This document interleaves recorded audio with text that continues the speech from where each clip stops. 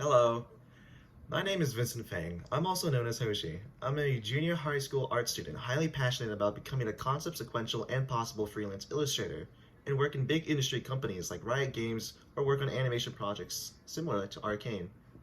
I am very passionate about creating a lot of stuff, and yeah, that's pretty much it. This piece is called Velvet, where I worked on it during October of 2022, and it was made with gouache on a 21 by 15-inch cold press paper. I challenged myself to experiment with some new media over the summer of 2022, and gouache just so happens to be one of those mediums that I clicked with in a painterly manner. I started out this piece with a similar light sketch of a suit, which I originally had a thumbnail of a full person being present, but I decided to omit the face and focus primarily on the suit to emphasize the folds, and be more of a fold study.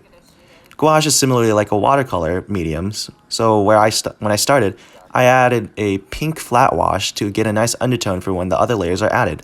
After the flat wash, I used mostly a reddish monotone palette overall and applied a thicker layer to the paint of the suit.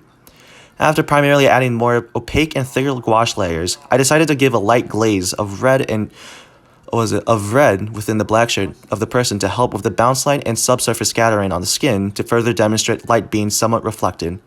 Overall, this piece came out pretty beautifully and is one of my best pieces that I'm proud of due to the tonal values completely complementing each other. For my second piece, I call this one Tennis Ace, where I recently finished during winter break of 2022 to 2023, and is a 3350 by 3200 pixel digital render of an anthropomorphic hyena which I associate with completely since it represents me.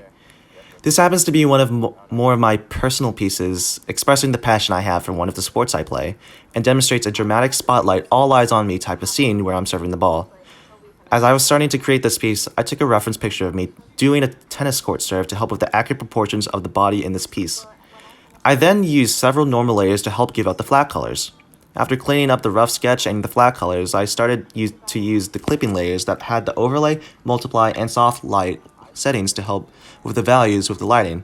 After digitally painting and refining the hard, soft, and lost edges of the piece, I added a separate layer for the dramatic spotlight and used heavy Gaussian blur to give the dramatic effect and some more sense of movement.